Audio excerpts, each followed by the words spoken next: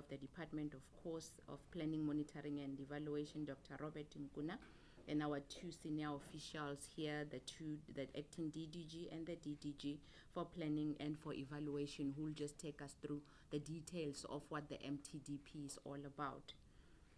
We have called you, of course, as Litaf already said, to this media briefing to provide an update towards finalization of the medium-term development plan of 2024-2029, which is the 5-year plan of the 7th administration of our South African government. Yesterday, as we already know, the President of the Republic of South Africa, His Excellency Mr. Maropene Ramokgopa, delivered the State of the Nation address, the SONA, setting out government's program of action for this year. Anchoring this program of action is the medium-term development plan, and he has alluded to that. For example, the President explained that the implementation of the National Health Insurance, and he outlined that this particular act, as we implement it in the immediate, it will be to have the task of strengthening the system of healthcare and also of quality healthcare. The President mentioned that this year's government will proceed with preparatory work for the establishment of the NHI. This will include, of course, preparatory work to establish ministerial advisory committees on health technologies, healthcare benefits, and an accreditation framework for healthcare service providers. As the custodian of the national planning systems, the Department of Planning, Monitoring and Evaluation has been leading and coordinating the whole of government in terms of developing this medium-term development plan. This Mtdp is a comprehensive framework guiding government's action and priorities for this administration. It is rooted in principles of economic growth, jobs, inclusivity, poverty eradication, as well as sustainable development. This plan marks a critical phase in the achievement of the National Development Plan, the Vision 2030, as it is the final medium-term plan before the 2030 deadline. Therefore, accelerated delivery of core strategic priorities is very imperative. The Mtdp replaces previously policy that was known as medium-term strategic framework. The approach of the Mtdp seeks to overcome some of the challenges that had hindered effective service delivery, such as fragmented priorities, misalignment of budgets, and lack of integration across national, provincial, and local levels of government. The Mtdp directly addresses this shortcoming by focusing on policy coherence, capacity building, and combating corruption. Its goal is to improve the state's ability to deliver on its developmental mandate. The Mtdp will enable better alignment between plans and budgets by streamlining priorities and emphasizing practical implementation. It establishes a clear link between the NDP's transformative vision and tangible result on the ground. This governance approach prioritizes impact and outcome. As in the past, we used to just look at the output and other things that didn't necessarily speak to the impact that can be measured. The Mtdp draws from the Government of National Unity Statement of Intent and the consensus reached during the Cabinet Lekgotla held on the 13th of July 2024. And of course, before the statement of intent, we also included the different manifestos of the whole 10, all the 10 political parties in the GNU as well, so that we could then now be able to come up with a plan that would encompass their own views as it relates to what government needs to do. And of course, we then now later had to have a culminated discussion option of coming up with adopting 3 strategic priorities, which are to drive inclusive economic growth and creation, reduce poverty and tackle the high cost of living, as well as build a capable, ethical, and developmental state. All these things came from the statement of intent, as well as the 10 political parties' manifestos. These priorities are interrelated and interdependent. As the President remarked in the State of National Address, the most urgent task is to grow the economy and build jobs. And to achieve this, we need a government that works for the people, and we need a competent and capable state which treats all people with dignity and respect. The The Mtdp acknowledges the limitation in the state capacity that have impeded progress in achieving inclusive economic development. The Mtdp therefore enhances the presidency's capacity to effectively coordinate policies, planning and implementation. It also introduces reforms such as improved agenda setting mechanisms and streamlined intergovernmental cluster system to ensure cohesive execution of priorities. In terms of reforming organizational structures that the Mtdp will be concentrating on, we have then now come up with a way to deal with issues that will modernize institutions by streamlining processes and also clarifying roles of different departments. We're also going to ensure that we address inefficiencies to strengthen institutional effectiveness and support the Mtdp's delivery goals. In terms of the issues that the Mtdp seeks to achieve as it relates to economic structural reforms, the Mtdp will address critical constraints in energy, transport, and logistics to unlock growth and enable job creation. You have already had the President's SONA yesterday was more about job creation. We'll also be able to deal with the issues that will boost competitiveness by modernizing infrastructure and eliminating bottlenecks that hinders sustainable economic development. In terms of the stable and functional local government that the President also spoke to, the Mtdp's implementation process will then now look at implementing local government reforms to improve service delivery and ensure development reaches all communities. It will also come up with issues that will strengthen municipal governance through revised policy frameworks and targeted empowerment initiative. And I think some of them, the President have spoken to them. In terms of improved state-owned enterprise performance, the Mtdp will seek to align SOEs with developmental mandates by addressing governance challenges and ensuring accountability while making sure that all our SOEs deal with their own issues of commercial viability. It will also look at enhancing operational efficiencies to maximize their contribution to national developmental goals.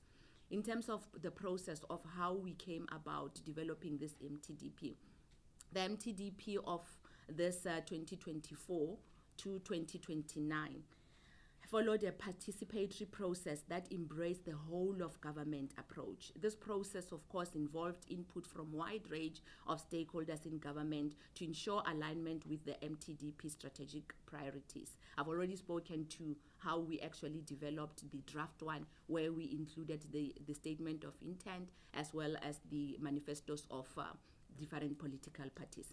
The department initiated the process by inviting written submissions from stakeholders to gather inputs from various sectors. These contributions were consolidated and reviewed by government clusters to ensure alignment with national priorities. The department provided a framework outlining the Mtdp strategic priorities and vision, while the clusters were tasked with developing detailed implementation plans and sector-specific targets that aligned with these priorities. We also have instituted a new process that will speak to results framework that will unpack the strategic priorities into interventions, targets, and implementing institutional reforms as a way of set of accountability mechanisms. To ensure all contributions were considered, the department engaged directly with various departments to gather their views and integrate their inputs. After the extended Cabinet Lekgotla, on the 18th of October 2024, clusters were instructed to update their result framework and confirm targets in support of the Mtdp. But we also received more other inputs from different stakeholders in the cabinet itself, even though they did not necessarily serve in particular clusters where those inputs were actually derived from. Cabinet has now considered the plan and will decide on its approval in the next meeting, meaning that the resolutions are already adopted by the Lekgotla of Government. Now what is going to happen is that we will then now go to Cabinet to then now adopt it as a policy document of this administration, the 7th administration. Of course, the successful implementation of this MTDP will be demonstrated through the achievement of its set targets and improved living conditions of the citizens. Effective delivery of services will enhance citizens' trust and confidence in government institutions. In his State of the Nation address yesterday, the President has directed all functionaries in government to embrace a culture of orientation of quality within public sector.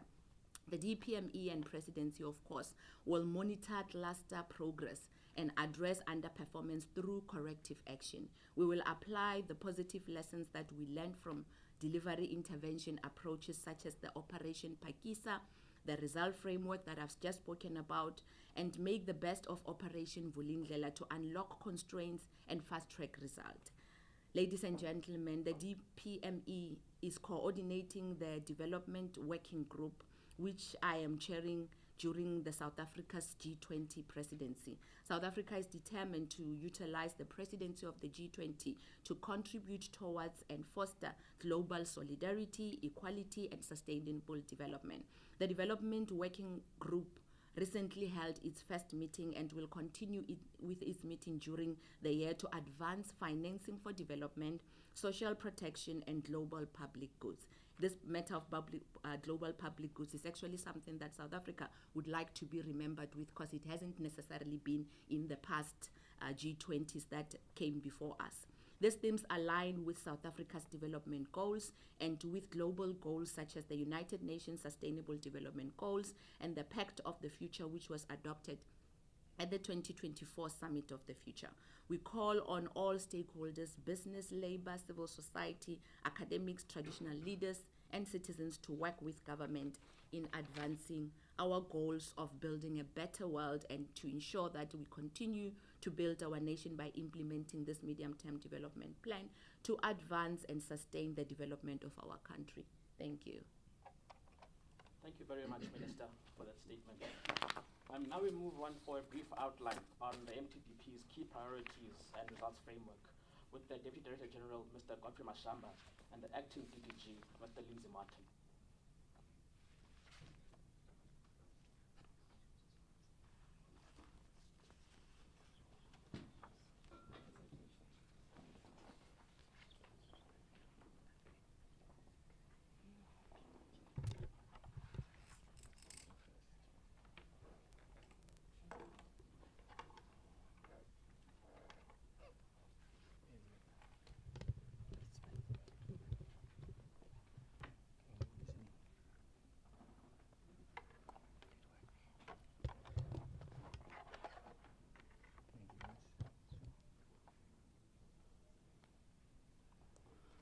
Thank you, Minister, and good morning to all members of the media.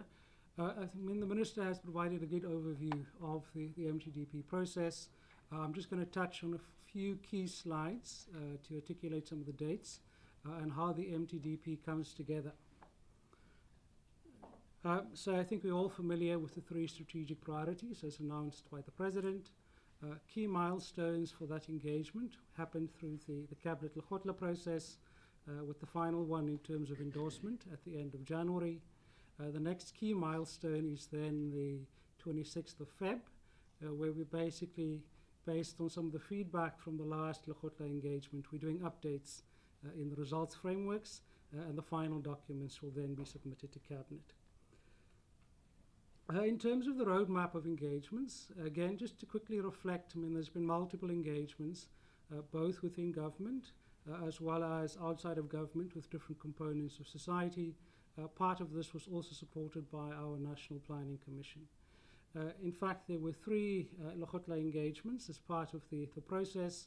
There was rigorous debate on issues, there were updates, and finally we had consensus in terms of the MTDP approach. The Minister also spoke about, I mean, at the start of the process, post the announcement of the GNU Cabinet, we undertook an exercise to do the mapping of the different manifestos and the statement of intent of the GNU parties. We mapped that to what are our existing development plans in terms of the NDP, and finally mapped that back to the 3 strategic priorities that the President announced. So essentially these are packaged, but the development goals we seek to achieve still remain the same. These are the overarching sort of guiding goals, sort of what we would like to see in terms of society by the end of the 5-year term, a more equal society that ends poverty. I mean, at the center of the MTDP is the issue of inclusive growth and job creation, and that's supported by a capable state as well as a secure environment. And ultimately, we want a more cohesive and united nation. The interlinkages between the 3 strategic priorities, I mean, with the economy or inclusive growth and job creation being the core or the apex, the other 2 strategic priorities do support this. I mean, the Minister articulated this. I mean, a capable state will be key to deliver on a lot of the reform work that's been initiated and is part of the MTDP. I won't go through all the detail here. I mean, it is available. A lot of this as well, the President articulated in the State of the Nation address. But I mean, key aspects of this is about boosting growth within the economy through industrialization, a focus on priority sectors, a core focus on employment creation, both through public employment programs, but also stimulating private investment and job creation within the economy. The key mechanisms through which that will be done, through infrastructure investment, by investing in priority sectors, especially small business, focusing on trade relations, tourism, and building a competitive economy. The reforms of Operation Vulindlela continue in the MTDP, as well as the initiation of phase 2 of that, which goes beyond the economy, looking at local government, spatial transformation as well, and digital transformation. Let me quickly move to the next one. I mean, strategic priority 2 is also vital, tackling the high cost of living and reducing poverty. So the social safety net continues as a key component of government's work. We continue to optimize that, reviewing existing public employment programs for impact, learning lessons from the presidential employment stimulus, which demonstrated some successes, and that will all be taken forward in the MTDP.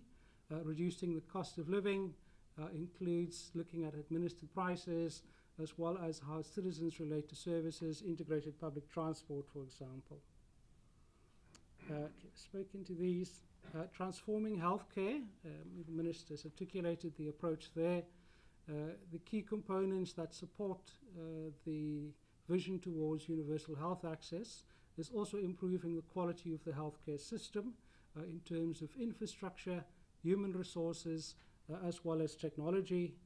On the education side, the focus is on the foundation phase, ECD. Expanding access there is key, which is part of the Bella Bill, or the Bella Act, apologies. And then as well working with the tertiary sector to make sure that we have the right skills for the economy as well. And then finally, strategic priority 3 is about building state capability. A key focus on local government, dealing with professionalization there, improving the ability to intervene, especially in terms of the water sector, is also vital. Creating a professional public service that's across the state. The professionalization framework was already approved by Cabinet in the previous term, so it's largely about implementing that over this term as well. Improving government effectiveness is also vital to that. Digitization is a key component of that, especially citizen-facing services, and then dealing with issues around law enforcement, strengthening law enforcement, dealing with corruption, dealing with key priority crimes and organized crimes is a key component of the MTDP as well. So a nice summary of the key actions, which is available in the pack that we've shared, is articulated here, and I've spoken to all of these. What we will do then in the final phase of the MTDP is unpack this into the results frameworks, which we're finalizing, and that will set then midterm and end-term targets, which GPME and the Presidency will monitor over the term of government. Briefly, in terms of implementation mechanisms, so ensuring policy coherence is key. Priority setting in terms of our cluster system, fostering quality in terms of public service. So this is elements in terms of professionalization in how we deliver services, ensuring alignment in terms of planning and budgeting so that we have the right resources towards priority programs, but also looking beyond just the fiscus in terms of revenue mobilization. So a strategy looking at development finance institutions, public-private partnerships will be vital. The institutional mechanisms for delivery, ministers alluded to these in terms of institutional reviews, and then the performance monitoring to make sure we achieve both the targets but also the impacts to improve the quality of life for citizens. And effective public engagement will be vital. So keeping citizens on board as part of the process. And in cases where issues arise, also to be able to elevate these for corrective action. I think I'll stop there, Minister. I mean, it covers the key elements. The next two slides just break down the activities that support these. Thank you. Thank you so much, Acting DDG. I think now, Minister, we can move to question and answers. Journalists, colleagues, if you have any questions, let's shoot out with the first round.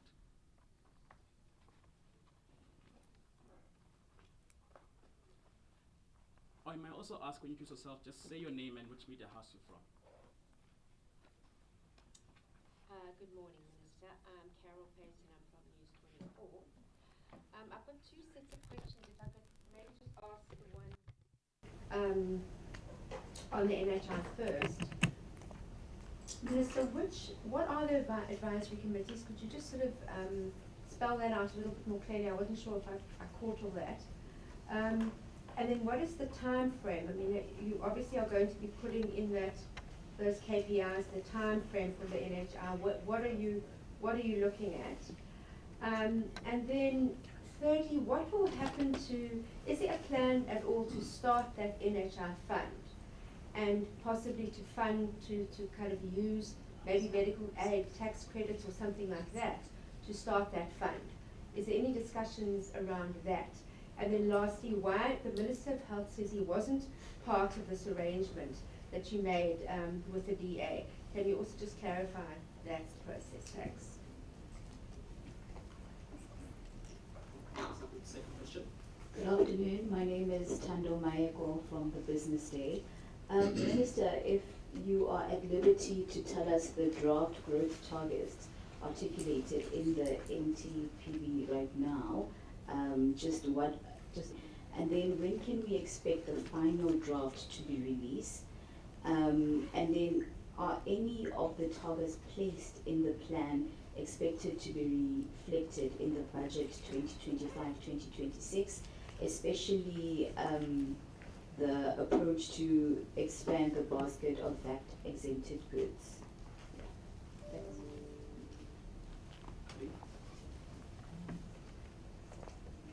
Thank you. It's Karin du Plessis from the Africa Report. Minister, I have a few questions for you as well. Just in general, in terms of implementation, there's been a lot of plans, and we see plans all the time, but there's some renewed urgency perhaps with the government, the coalition government for national unity. What's different this time? A little bit touches on diplomacy. Is the delegations that the President said would go to countries to sort of sell South Africa's position ahead of the G8 business? Just clarify that. And also, do you think it will be effective? Isn't it a little bit late? Because it seems that some of the attacks in South Africa are due to historic lack of good communication, perhaps. Thanks. Let's take a final question for this round. Thank you, Minister. Abongo Kobokan from the SABC News. It's just a follow-up from my colleague Karim in terms of the implementation. I guess in 2029, how is the implementation of this plan is going to be phased out? If you can give clarity on that particular issue on the implementation. Thanks. Thanks, colleagues. Let's get to the first round of answers. I think in terms of the plan, the phases, I'll give to Mr. Mashamba to take us through that. But in the main, of course, it will be the Mtdp and then later on APPs that will be yearly, and then Mr. Mashamba will just directly deal with that. In terms of the first question that was asked, the ministerial advisory committees that are in the NHI themselves will be dealing with technologies, healthcare benefits, and an accreditation of framework for health, different stakeholders. And I do believe that medical aids themselves may have a representative so that matters such as those ones can actually be clarified there. However, that will definitely come. In terms of negotiations that we have, the DPME is the lead. The acting DDG here has already said we went through a number of processes, different lekgotlas, where there wasn't necessarily agreement on everything, but we had to negotiate. So we would negotiate ourselves with different people, the plan itself, but we would inform everyone, including other people who will be affected by whatever it is that would be changing and bringing into the Mtdp. So we don't call a meeting to say, come here, all of you, this is what, but we would go to engage each and every person that brings a new thing that may not necessarily be something that would be agreed upon. But we would never put anything that is new that hasn't been informed to the other people that would be affected by it. For example, this was not the only thing that was a disagreement. There were issues such as the a final plan that we put in the Mtdp itself. And we didn't call everyone, as I've already said, but we spoke to different parties and stakeholders that were affected by that. In terms of the growth itself, and I think I'll give over to you to just put it in detail. The Mtdp, I know that it's a very ambitious target, but we are targeting 3% at least in this 7 years process, not 5 years process of the 7th administration. But I'll ask the acting DDG to just speak to that. He will also speak to the exempted goods. Definitely, they will be part of what is a process of informing what the budget should look like. It is for this reason that we had to finish it before budgetary. If ever there is a need to actually add more to reduce the cost of living, those modalities will then now be included in this 5 years period. Not necessarily this year, but this 5 years period. There will be phases that will be actually including this. And in terms of what it also, and I think Mr. Mashamba, you would maybe want to deal with that in terms of institutional support, of making sure that this Mtdp and this government or this administration will work differently. Part of the things, their own issues. For example, if we're talking about job creation, the Department of Employment and Labor will be the lead department. However, they would then now be working with all the other departments. So that then creates a whole of government approach. So this is how we'll be doing things in a different way. So that when we then now come up with monitoring mechanisms of performance, we know that who is actually supposed to be the inputters as it relates to the plan that would be in place. If you are going to be talking about infrastructure development as well, the Department of Infrastructure would be the lead department, and the others would then now be working with them. So this is how we're actually going to do things differently. But we have also agreed that the issues of public or private sector participation becomes very important. Capital raising has to be done in a different way this time around, because depending on the fiscus will definitely burden it, and we would not be able to spoke to that as well. So this is how we're actually going to do things differently, because the capacity of the state, we do realize it can't only be government, but it will always be other role players that could actually be able to partner with the state. In terms of the diplomatic issues, I think the president will then announce himself, the people and the team that he will be sending as a delegation or his envoys. And I don't think that is necessarily late, because remember that the G20 is a whole year. process, and meetings have started, yes. However, as the meetings go on, for us to then now be able to come up with agreements and statements that would be issued, it will be a process of negotiation. So us being able to go out there and speak to most especially African countries, because our focus is about Africa this time around. That will help us to say that whatever it is that we will be agreeing upon and putting on the table, they will also feel included as well. Yes, there are attacks that are historic, but I don't think that is something that we cannot be able to handle or deal with. It will take time. Diplomacy is an art of negotiation. You don't go and say I've won. No one wins if you've come up with a good agreement. Everyone will feel included, and everyone will then now be able to find one way or another where they can identify with their national interest. It's all about national interest, but there's no winner and a loser in diplomacy. And I do believe that we do have great diplomats that would be able to assist us in whatever it is that we are putting in place that will be led by the president.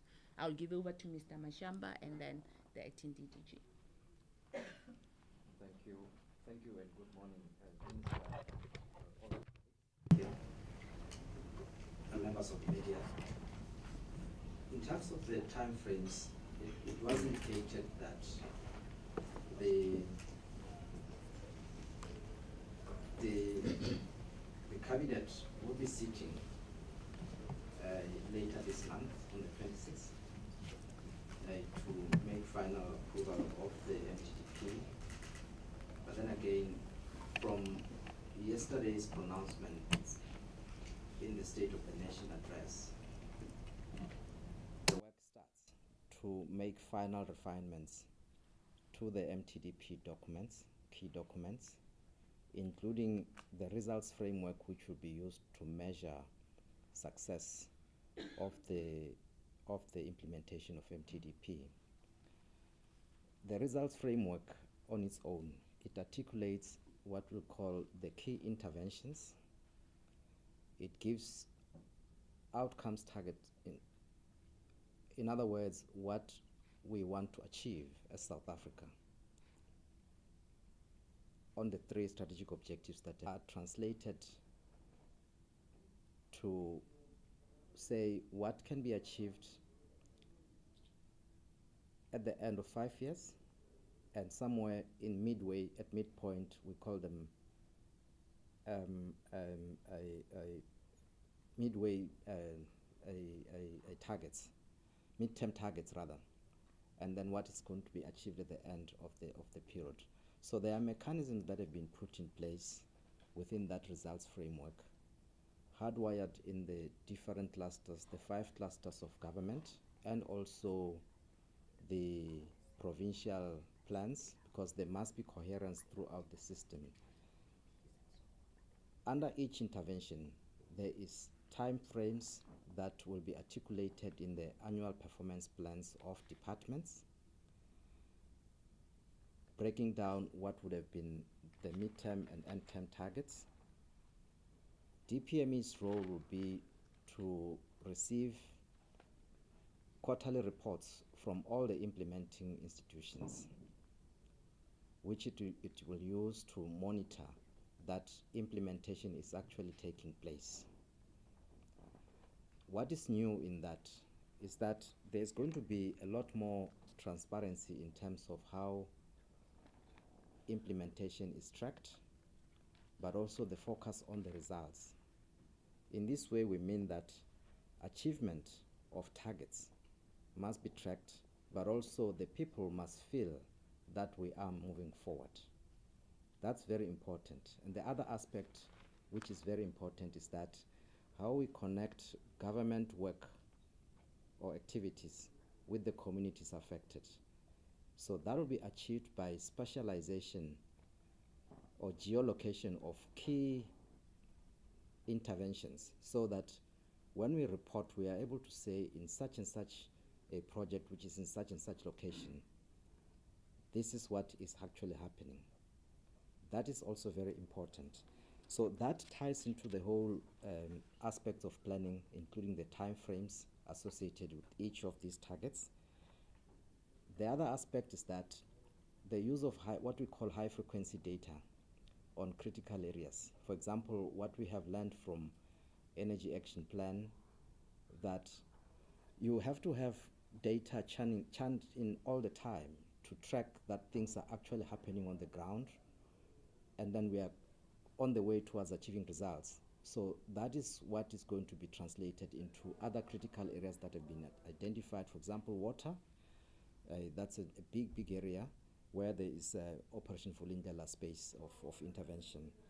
And then on a biannual basis, DPME prepares a report of the whole of government, which it shares with Cabinet, to say this is the progress that is being made, and identify on things that are not actually happening, appropriate interventions or escalation methodology, escalation processes for making sure that those things actually happen. And at the end of each financial year, each year, DPME will also produce a development indicators report, which then tracks the whole outcome in relation to the 2030 targets. Thank you. Okay, good morning, Minister, DM, colleagues, members of the media. Just very quickly in terms of the process. So this year, starting on the 1st of April, we will be starting with the program of the 7th administration. What that means is that currently we are wrapping up the work of the 6th administration. Of course, there are a number of areas that are overlapping that will be carried forward into the 7th administration. Now, what's going to happen, the minister is going to issue a circular which will outline everything that colleagues are speaking about on what needs to be done by government departments. Amongst others, the circular will call on all government departments and entities to ensure that we align our annual performance plans with the SONA. It's very important that that is done. And two, of course, with the medium-term development plan. The other aspect of what the minister will indicate for government departments to do is the performance management system. That you cannot have a situation whereby we talk about the plan, but when you look at the performance management system of entities and individuals is misaligned. So we'll also attend to that work. So we envisage that by the start of the new financial year, all entities, all departments would have fully aligned with the SONA and with the Mtdp itself. So that's what we are going to be doing. Lastly, we do analyze the APPs that are submitted by government departments to ensure that there is that alignment. We factored that into the process, so that is going to be done even in this year. Thank you.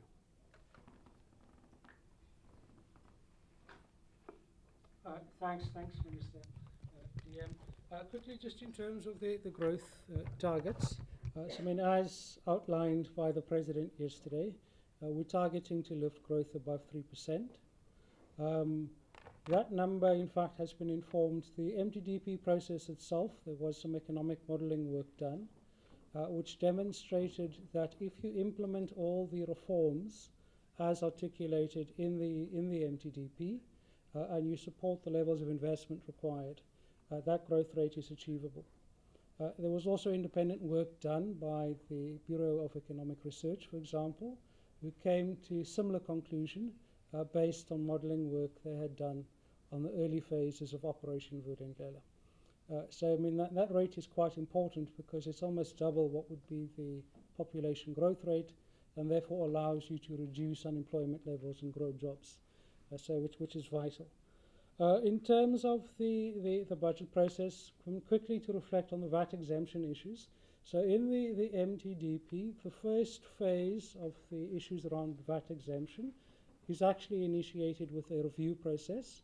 So in Treasury will look at key essential proteins, which of those are consumed by poor households, which are not covered by the current VAT exemptions, and then assess the impact in terms of the fiscal impact. And then based on that, they will make further announcements in terms of the process. In terms of the broader budget, yes, there are some key reforms that will already be outlined in the budget, especially around the infrastructure investment, new mechanisms in terms of financing to boost that. And obviously a lot of the reform agenda work in any case is being done through the Presidency and Treasury in terms of Operation Vulindlela. So the budget will further build on those and articulate the mechanisms through which they will be fast-tracked. Thanks, Minister. Shall we go to a second round of questions? The Minister deferred my question in terms of implementation to Mr. Mashala, the phasing up. I think you were forgetting to give clarity. Oh, yes, of course.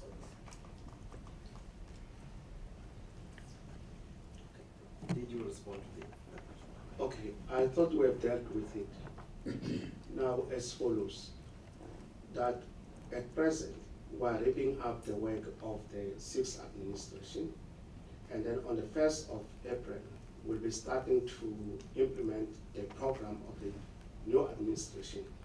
Of course, there are issues, as Minister has indicated, that will be carried over into the new administration, because some of the programs that we implement as government are multi-year programs, so we have to appreciate that overlap. And as indicated, departments have already started to prepare their annual performance plans.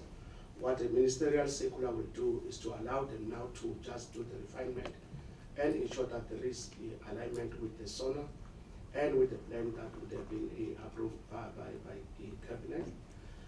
Minister, maybe one point to make is that we work with the National Planning Commission, which is involved in the long-term planning of the work that we do as a society. So as we do this, as we're thinking about the long-term horizon, so that's how we relate to each other. Thank you. Thank you, please. Shall we go to the next round now? Councillor Chiefs. Explain, please, how the relationship between the plan and budget is. So if there's something mentioned in the plan, could we expect?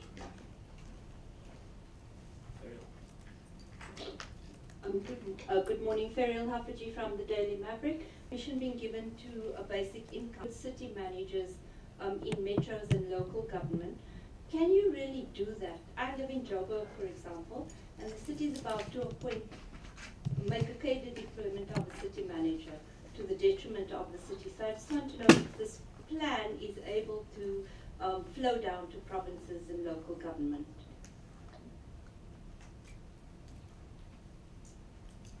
Thanks very much.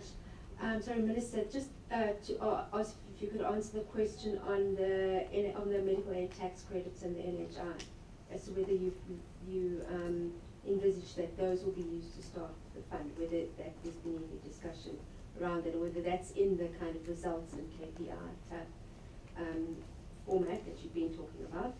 And then on another matter, the state-owned entities, state-owned companies, Eskom and Transnet are still in quite serious financial trouble.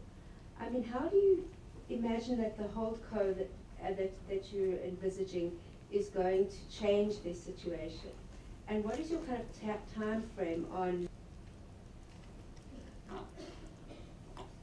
Thanks, it's Thando Michael from Business Day again. Minister, so the NHI matter has now been moved on to the MAC. Have any other compromises been made between political parties in the drafting of the plan with regards to issues such as localization? Because we know that was a point of contention at some point between the different political parties in the GAU.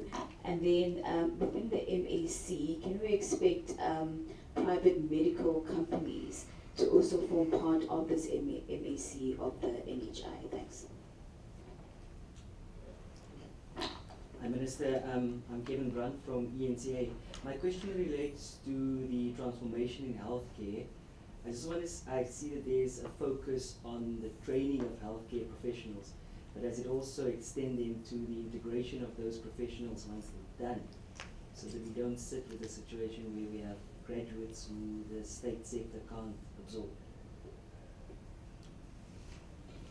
I think we'll take it as second round.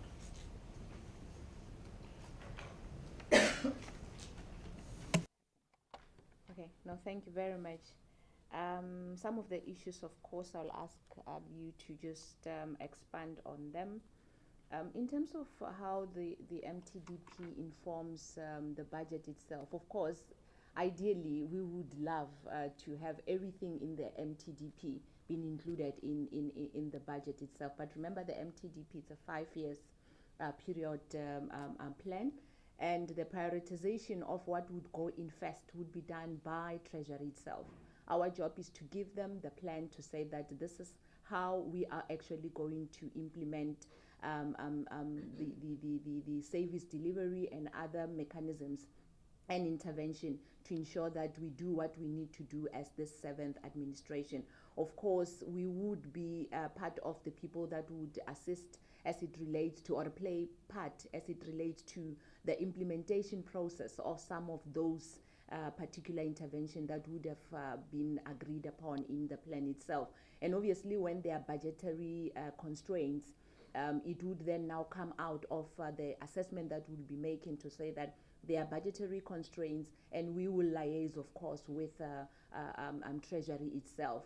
However, this is why we have then now said that in this current administration, different departments, and I think Treasury also will come up with ways to say that how do we review the current PPPs so that it can then now be able to allow different departments themselves to come up with policies that would then now regulate their own private sector participation. So that if there is such a shortfall in any way from the fiscus, how do we then now allow capital raising from other sources that would then now be able to assist us? So that's what I can say in terms of that particular part.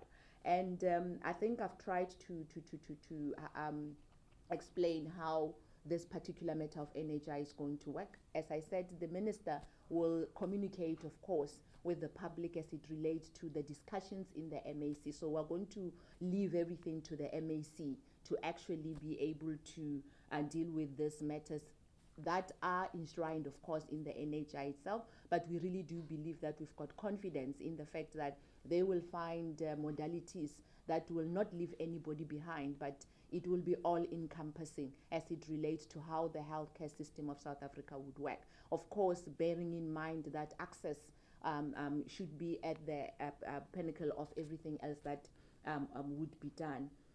As it relates to the other issues of local government, and I think you asked about localization. Yes, we had to obviously have negotiations, as I've already said, and there are agreements in terms of that. The plan is including how we are actually going to deal with issues of localization in all departments. So what I can say is that there have been an agreement, and the plan includes some of those aspects that has to do with localization. What we did and what has helped us a lot in our negotiations is that whenever we would negotiate, we'll also always refer to the statement of intent and the manifesto.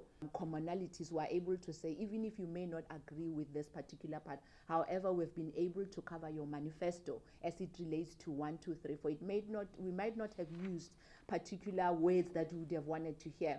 However, we have covered it in this particular way. So that assisted us a lot, because the drafting of the MTDP itself was based on what the political parties had said that they are going to do.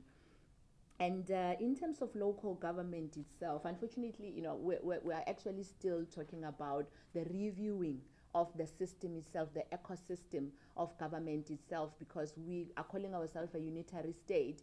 However, the constitution is not necessarily, on all other legislative framework, doesn't necessarily give us so much power as a central government to actually intervene in the way that you are actually trying to suggest.